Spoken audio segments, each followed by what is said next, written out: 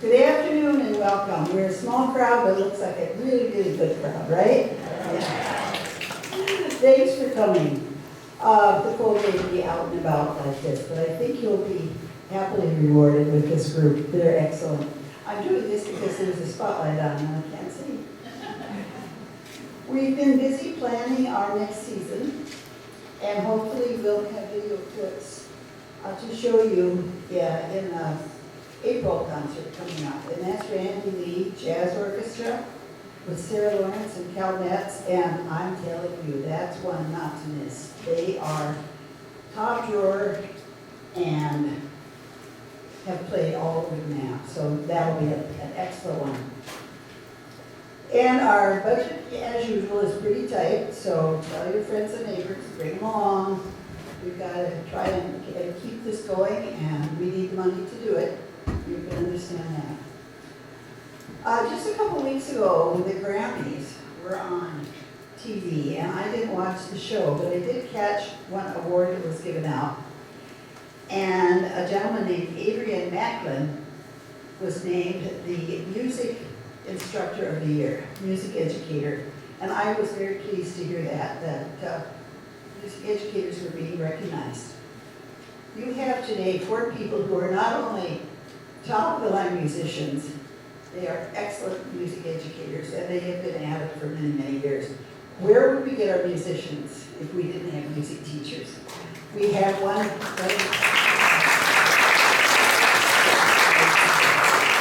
We have our choir director running our sound and lights today, Jen Bertlow, and she's a choir director, she's a music teacher. Welcome these 4, and I'll let them introduce themselves. The Possibilities Ensemble.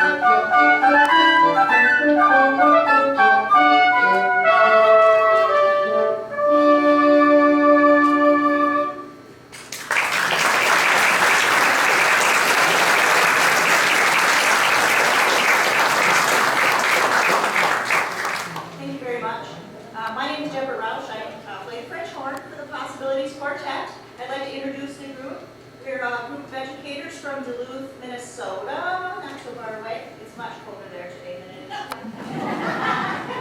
We have Melanie Seaver on the flute. Jean on many, many trumpets.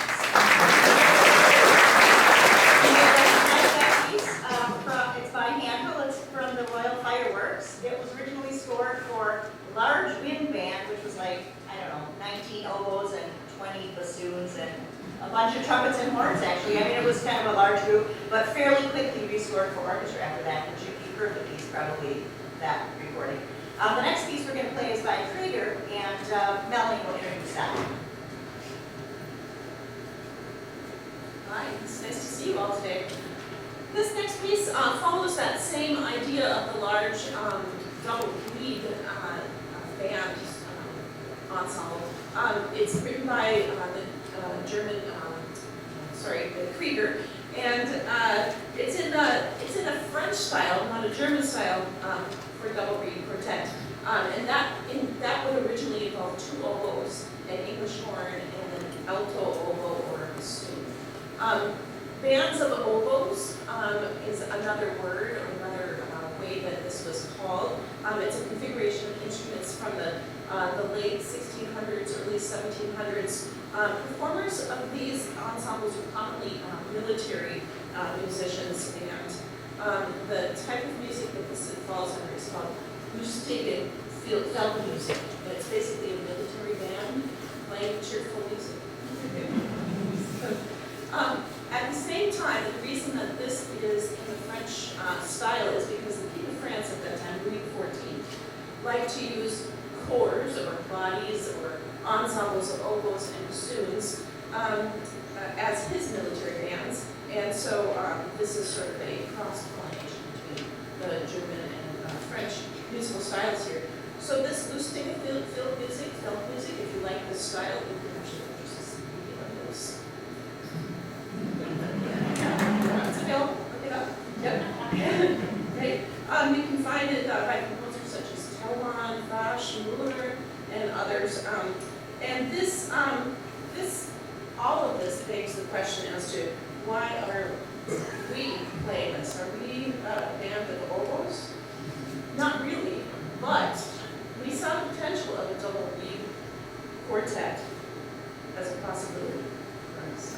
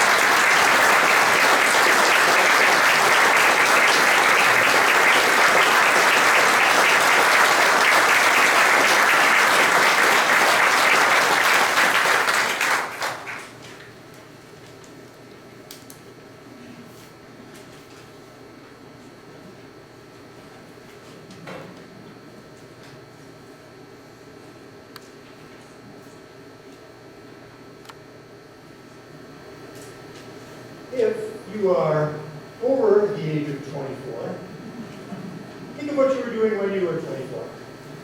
If you are under the age of 24, think of what you might be doing when you're 24. In 1794, Beethoven was 24, and he wrote this next piece. He wrote it specifically for this ensemble. 2 oboes and English horn. Well, actually, Beethoven did arrange it for different combinations of instruments. I'm sure if he would have lived longer, he would have eventually written it for flute, violin, and French horn.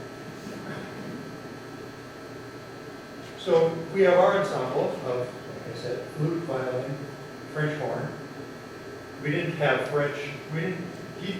He wrote for English horn. We didn't have English, so we used French.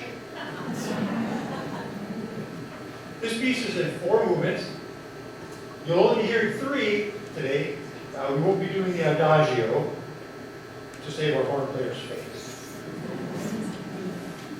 So here is Beethoven's trio in C major for 2 oboes and English horn. I mean, flute, violin, and French horn.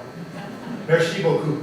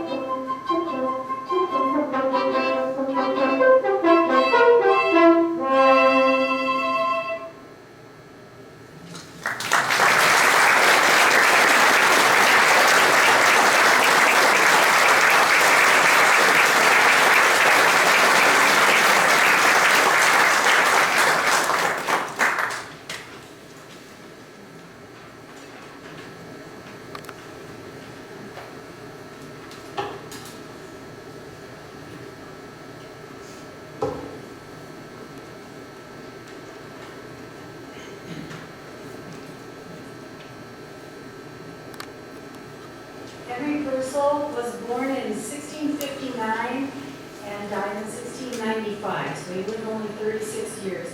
He started composing at age 11, so not to beat out Beethoven about the age 24 thing, but age 11 is pretty early, like because he died so young. I mean, we can still catch up to him with our creativity if you're feeling that bad about yourself at age 11. He became a leading English composer of the Baroque era, and we're going to do a quick 60-second music history thing about lesson here about the Baroque era. It was from 1600 to 1750, and during that time, music, art, literature, architecture, everything got really fancy. So the only thing you need to remember about the Baroque era is, I'm going to give you 3 words: gilded, golden, ornamental. Can you repeat that for me, please, class? Gilded, golden, ornamental. Great, so that was the case of curly swirly architecture. In music, it came out as lots of little trills and ornaments, and you've been listening to the Baroque era for most of this first half of the program, except for the Beethoven chorus. This piece is from double reed literature also. It's called The Neary Bow, or the subtitle for it is The Curious Impertinent. And I thought, well, that's a funny title for a tune, so I got curious about it. It was, Purcell wrote it based on a play by John Crown called The Curious Impertinent. And I read the play, and I don't know if I should tell you about it. Okay, I will. So it involves a husband trying to test out the faithfulness of his wife by asking his best friend to try to have some conversation with her. Let's put it that way. And she does not converse with him. She does not even listen to him, not to any of his begging or pleading. The husband is so pleased that his wife has passed the test of faithfulness that he shares his plan with her. And at that point, just a little hint for you gentlemen in the audience, she left him. Oops. We will play three movements of this piece, the Neary Bow. We'll play the trumpet air, a march, and then hornpipe on the ground. Enjoy, and try not to think about the play.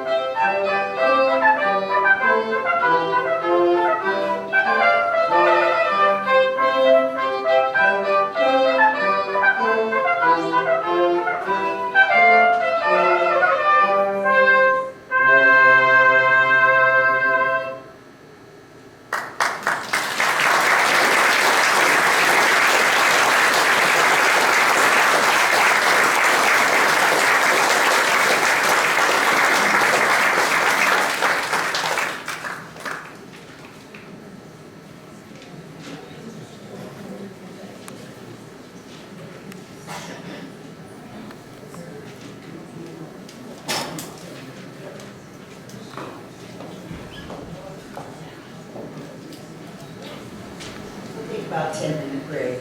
And I want to remind you, the reverse of the flag program that was printed especially for this concert, when you get a chance, read that, and not here, take it home with you. These people are remarkable in what they've done and what they're capable of. I think you'll enjoy knowing more about them.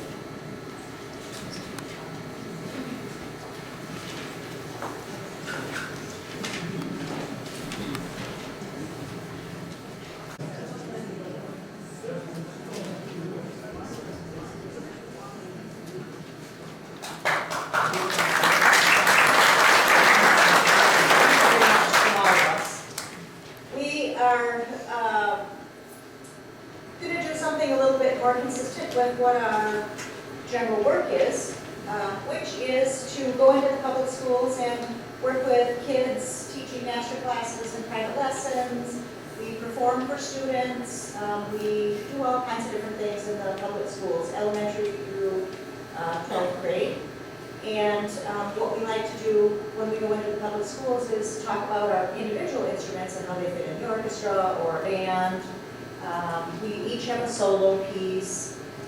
We ask a lot of questions and answers from the students, and we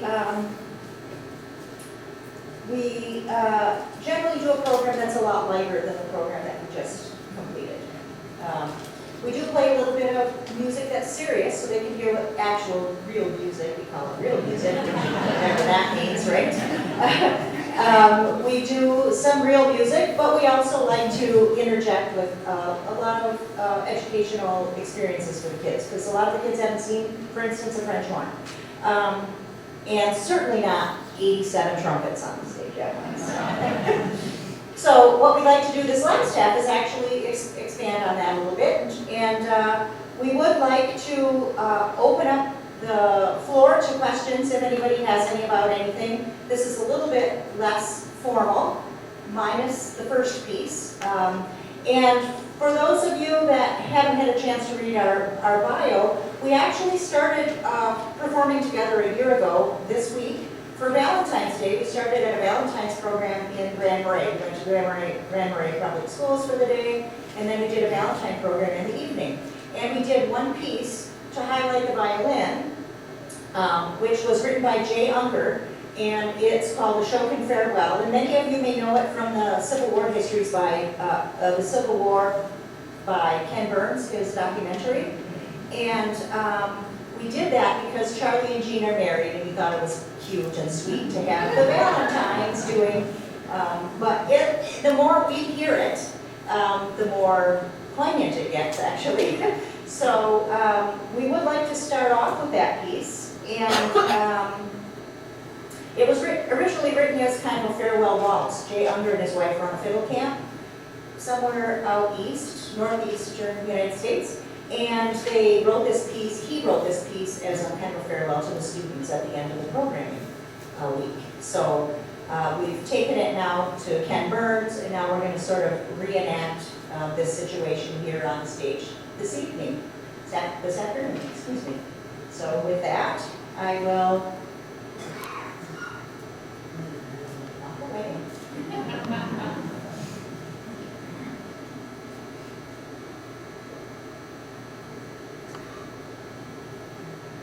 A week before the Battle of Bull Run, Sullivan Ballou, a major in the 2nd Rhode Island Volunteers, wrote home to his wife in Smithfield.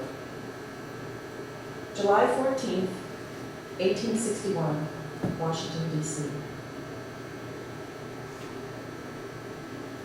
Dear Sarah, the indications are very strong that we shall move in a few days, perhaps tomorrow.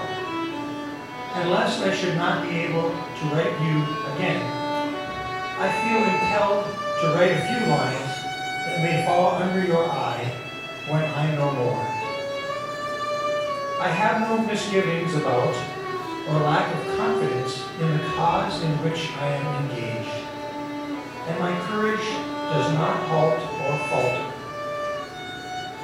I know how American civilization now leans upon the triumph of a government and how great a debt we owe to those who went before us through the blood and suffering of the Revolution. And I am willing, perfectly willing, to lay down all my joys in this life to help maintain this government and to pay that debt. Sarah, my love for you is deathless. It seems to bind me with mighty cables that nothing but omnipotence can break. And yet my love of country comes over me like a strong wind and bears me irresistibly with all those chains to the battlefield. The memory of all the blissful moments I've enjoyed with you come crowding over me, and I feel most deeply grateful to God and you that I've enjoyed them for so long, and how hard it is for me to give them up and burn to ashes the hopes of future years when, God willing, we might still have lived and loved together and see our boys grown up to honorable manhood around us. If I do not return, my dear Sarah, never forget how much I love you, nor that when my last breath escapes me on the battlefield, it will whisper your name. Forgive my many faults and the many pains I have caused you. How thoughtless, how foolish I have sometimes been. But oh, Sarah, if the dead can come back to this earth and flit unseen around those they love, I shall always be with you in the brightest day and the darkest night. Always, always. And when the soft breeze fans your cheek, it shall be my breath, or the cool air, your throbbing temple, it shall be my spirit passing by. Sarah, do not mourn me dead. Think I am gone and wait for you, for we shall meet again.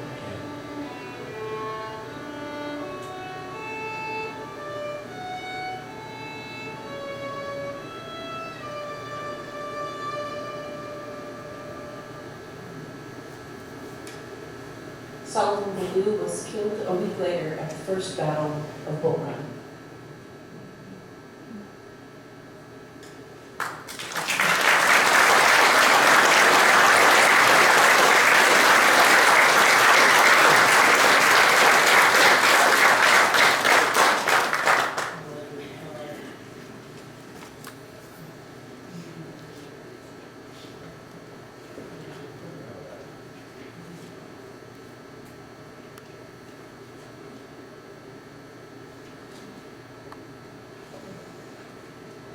All right, we will lighten the mood. Well, I know you're all wondering what in the world we're doing with these. This is something that we bring into the public schools. Kids love this. It's just, tubing that I bought at the hardware store, a funnel, and some duct tape. Charlie, too. We like to use these to talk about air production and sound production and stuff like that. Charlie, something you want to say about that? I'm good.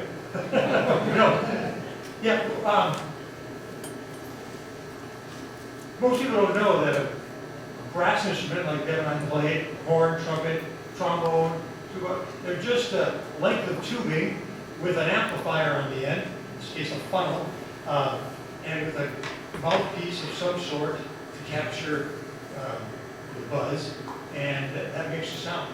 So this will function as a brass instrument.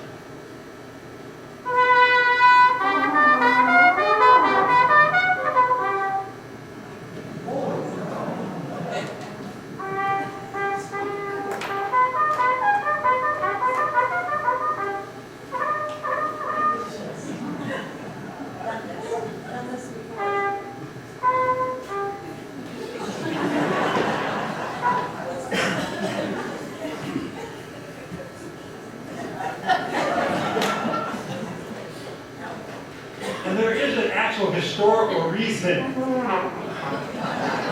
why Deb is wrestling with wrapping that instrument around her. It has a purpose. And do you want to talk about Yeah, why, the why? well, Charlie's instrument and my instrument started out with no valves or anything like that. So you'd have just a length of tubing, and the French horn in particular was a natural horn that was used as a hunting horn. We call all the instruments without valves as natural horns. They're laughing at me, I don't know why. And the French horn, hunting horn, was a horn that was circular like this, and the player and the rider would put it over his shoulder and ride off into the fox hunt and tell people what was going on by signaling with the horn. So that's that story. But what did we play? So we play little songs for kids. And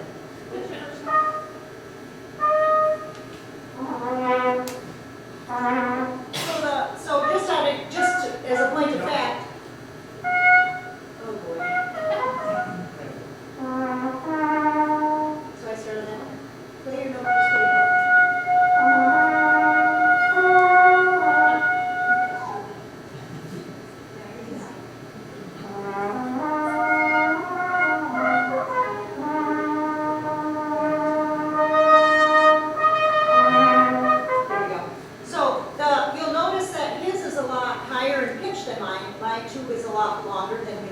and the diameter of the piping is a little bit bigger, which really relates directly to all the different trumpets that he has. They're all in different keys. So if you can think of a piano, you go C, D, E, F, G, A, B, C when you're going up a scale like that. And the lower notes have much longer tubing than the higher pitched trumpets. So he's got the teeny tiny trumpet, and he's got one that's this long, and the teeny tiny one is much higher than the bigger ones. We talk about what the trumpets is. Nope. Yeah.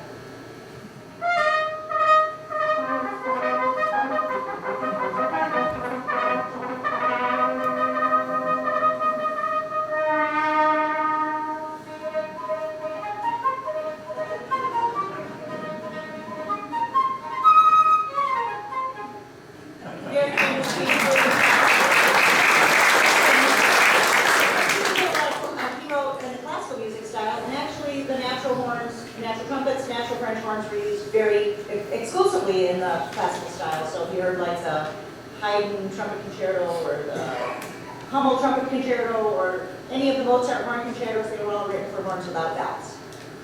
Deb and I actually play modern versions of those natural horns. I have a natural trumpet that looks like a trumpet, it's brass, but it has no valves, and we play them in an early music ensemble. And the violins actually are different. G could actually speak about that, she'd like to, but they have a shorter bow, they have a little bit different sound. But there are early music orchestras that exist today, and they're quite popular actually in certain places of the country. And it's a specific type of playing to play those instruments, brass instruments with no valves. The horn is really interesting because to play in different keys, they have this whole case of what they call crooks. It's all slides, so they can change their key. So you'll see the horn player sitting there with this big case of slides next to them. And when they change keys, they're quickly putting in different slides, and they're pulling out slides, and they're putting in different slides in the horns. It's pretty interesting. Yes. And that leads us to our next piece, which is the Mozart Horn Concerto. And we're going to play the third movement of the third Horn Concerto. And this was written by Mozart in the late 1800s. He wrote it around 1875, something like that. And he wrote this piece and all of the horn concertos for a family friend named Loike, who was a very famous violin player, very famous French horn player in Vienna and Salzburg at the time. And they had a very casual relationship in which Mozart would write music and he'd annotate in the margins, messages to look at, like, you're an ox, you know, you're a swine, you're an ass, I mean, just all kinds of crazy things. In order to get him, like, you can't play this, just really very, very specific things. And he wrote those in red pencil. So it's, and you can see copies of those manuscripts. They had one at Carpella's Manuscript Museum in Duluth a few years ago. It was so much fun for me to see that, but anyway, the interesting thing about the Mozart horn concertos is they were written close enough to sort of the hunting horn era that he took a lot of the horn calls out of that and put them into the piece of music. So when we're playing this piece of music was arranged by a friend of ours, Emily Gora, and she took, and we talk about this with students too. Well, you know, it's an unusual configuration of instruments that we have. And we often take piano scores and then we'll all pick a part out of the piano score and write it for our own instrument and kind of play it that way. She actually took the piano score and the orchestra score and rewrote the entire orchestration for 3 and a soloist. So it's kind of fun.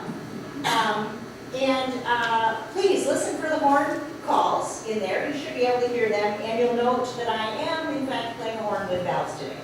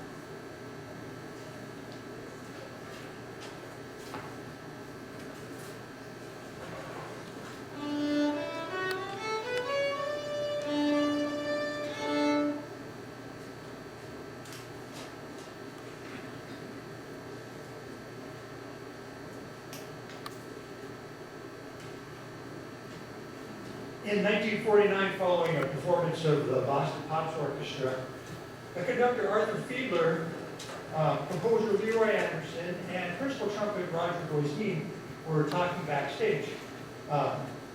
Roger, principal trumpet, asked Leroy Anderson why he didn't write a trumpet solo for him to play with the orchestra that was not the typical traditional trumpet solo, the loud military type solo. This became the impetus for Trumpeter's Lullaby.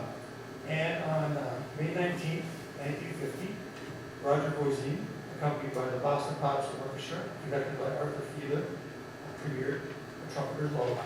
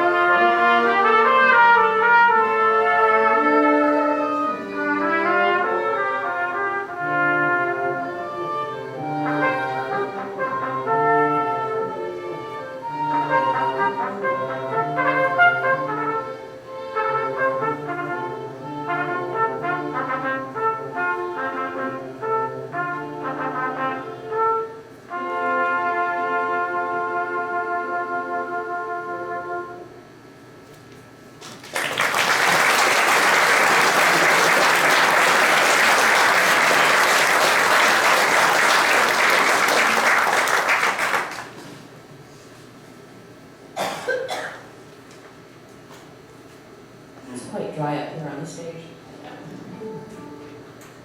The horn player is succumbing to it. The next piece that we're going to play is, where does Sam go?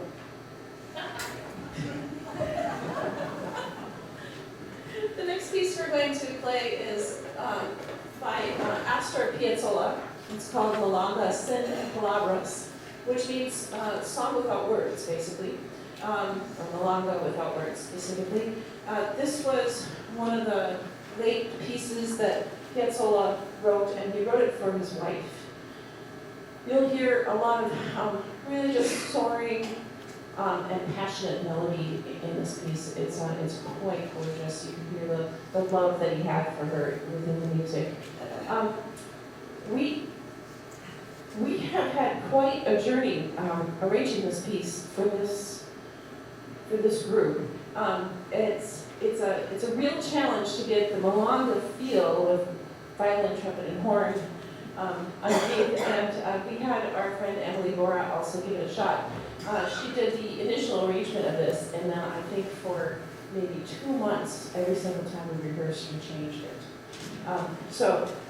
One of the biggest issues was it's a very difficult, there's this running rhythm that really gives us our feeling of pulse in here, and it was thrown to the violinist to do it all bowed in this rhythm, which really sits well for either a guitar player or for a pianist, but not for a violinist here. So this is how we started with it.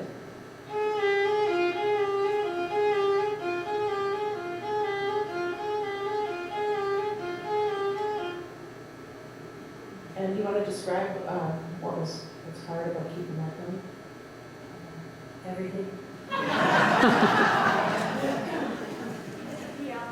It's a piano part that was written for violin. It just doesn't lay well on violin. So went through a bunch of different versions, and so where do we go next with it? Here's the final version of it.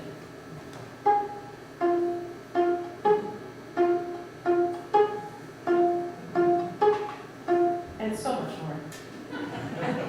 So this is our version of the Milongas and Palabras, and did I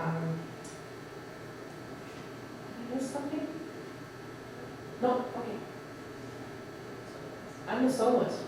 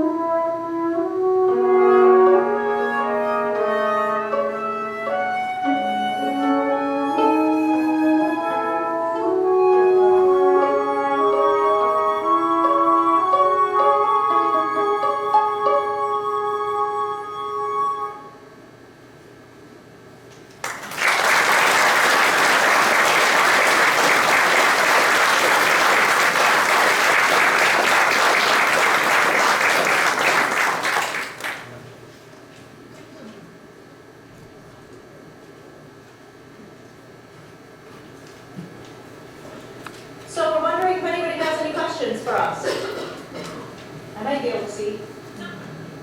Yes, in the middle, in the front. There's only one. I hardly see ever turning pages for music. I'm just amazed at how is it written that you can do that. It's funny you ask that, because for some of us, that's been the biggest challenge, is to figure out how to turn a 5-page piece into something where it's not distracting and you're not dropping stuff all over. I know personally, I've retaped part of the Beethoven at least 5 or 6 times to try and practice turning pages to make sure that I have it right. I think we've all done that. Would it be possible to turn the house lights up a little bit so we can see if there's hands for questions? Oh, that's great. Any other questions?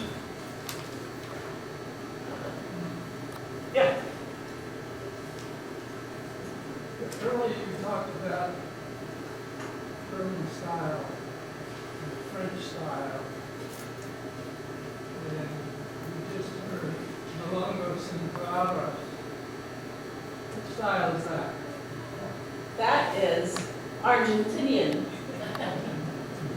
We're going all around the world. Argentinian. I don't know if you all know that Piazzolla was really responsible for reviving or creating or consolidating, whatever you want to call it, the Nuevo Tango style in Argentina in the early part of the century. And he was really the gold star for the classical tango form. But of course, the composers at that time also wrote other than just the tango, which is a dance, right, a particular form, and so is the milonga. The milonga comes from the more of the what do you call it, rural area, sort of the folk dance tradition, and he took that and did this with it. Other questions? Go ahead. What are some of the challenges of this particular ensemble? Because it's not, a rest quintet or are there certain balance things that are tougher or?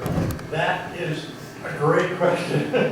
Well, I think Deb said earlier that we put this ensemble together about a year ago, and I think it sounds completely different now than it did a year ago, because we had to go through all those challenges of how does flute and violin and trumpet and horn all mixed. We did a ton of listening, a ton of having people listen to us to try to adjust our sound. The biggest thing that we did, and it just happened, I think, this fall, was we decided to put G in a microphone, amplify a violin sound, and that helped a ton to balance the group, because we really had a hard time finding a balance and being able to hear the violin. Yes, that's why I came up here. Sorry, hon. So just to say that early on in the group, everybody was saying, we need more from Eugene, we need more, and I would say, I'm playing as long as I can. So they started to tell me I needed to get my brass on. So I was trying really hard to get my brass on, and when somebody came up with the idea of amping me, I don't remember who it was, and we tried the amp, I was so grateful that I didn't have to play out anymore. But the balance of one string person, normally in the symphony there's 50 strings, and we all play in the symphony, and 2 trumpets and 2 flutes and 2 to 4 French horns, and so it's really hard to balance one string with any of these instruments. We all play in a variety of ensembles. Deb and I play in a brass quintet together. Melanie plays in other ensembles. We all play in the Blue Spirit Symphony, the Lake Spirit Chamber Orchestra. But I think the 3 of them would agree that we have never worked harder to put a group together than we did with this, to try to figure out how to make it work. So I think we agree with that. Yeah, so that, when we put this group together last year, and the first place we went to find music for this was these books that are published for schools. I'll show you the book here. There's many of these for different styles of music and whatnot. Can you see that it says movie quartets for all? Okay. So this is published for like the book I have here is for violin, and in each of the movie quartets, there's parts 1 through 4, and the violin can play any one of those parts. There's a book for French horn, there's a book for flute, there's a book for clarinet, there's a book for every instrument. And that's so that you can put different collections of instruments, such as we are, together and play the same thing. And any one of us can take any of the parts and put it together. Now, of course, with the type of instruments we have here, it kind of matters which parts we go on to make it sound better or worse. But when we go into the schools, we're demonstrating for the students that this is something they can do with their friends. Because oftentimes your best friend doesn't play an instrument that goes with yours, maybe, you know, like, say, you know, Joe is a bass clarinetist, and, you know, Cindy's the piccolo player, and, you know, like, what can we do together? Well, we can do these. There's duets for all, there's trios for all, and whatnot. So we go in and we show them what you can do with these. When we play them straight, like they're written, we give them that sort of experience of them playing them again, putting style, a different kind of style in. We put, you know, we change dynamics. We interchange the different lines of the music on the repeats. We put extended techniques in. What else did we do? Kind of it. Yeah, we add little things to it, just to show them what's possible, right? Because we are possibilities for them. Yes, you have more questions? Yes. Oh, read the middle. This. Another thing I've raised that is that, my husband's raised that too, is that, but there's not like bluegrass with downbeat, you know, so you got your rhythm and everything. You just tap it, you just do it. Don't calm down, your toes aren't tapping. Just- How do you get it out there? We take a breath at the beginning, and that tells us that's We are counting like crazy when we're playing. I take whoever's starting it takes a breath at the beginning, and that gives us our timing to do it. So, yeah, that's how it is. We have to spend time just getting that collective feel, that collective rhythm together, but because it is a challenge. Anybody else? Any other questions? No? Is that it? All right. So here, we're going to demonstrate for you. We're going to play 3 of these movie quartets. And the first one that we're going to play is the Pink Panther. We'll do it through straight as written, and then we'll do it again, adding all of the niceties onto it, so that you get the experience that the kids get when we go in. And then we're going to play Over the Rainbow and finish with all that jazz, and we won't subject you to that process for you. So we'll just play them. Thank you very much for being such a great audience here today. We really enjoyed playing for you.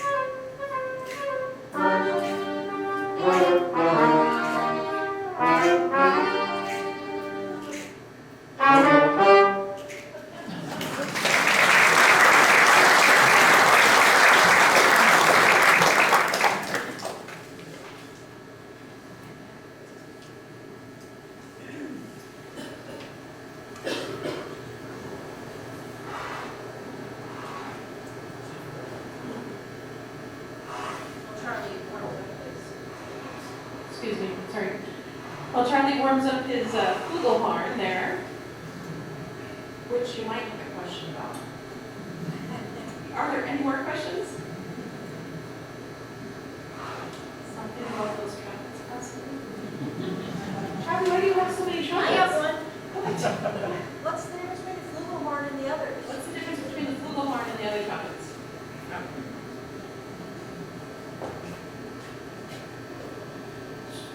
These two instruments are the exact same length of tubing, so they're pitched in the same key, but they have a very different sound because you see the big bell on this, the conical shape of the instrument, and this is a more cylindrical shape.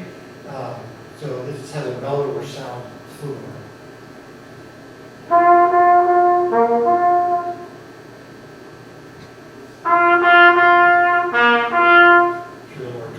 Sound. So that's the difference. They're the exact same length, they're pitched in the same key, they're playing exactly the same, it's just a different sound.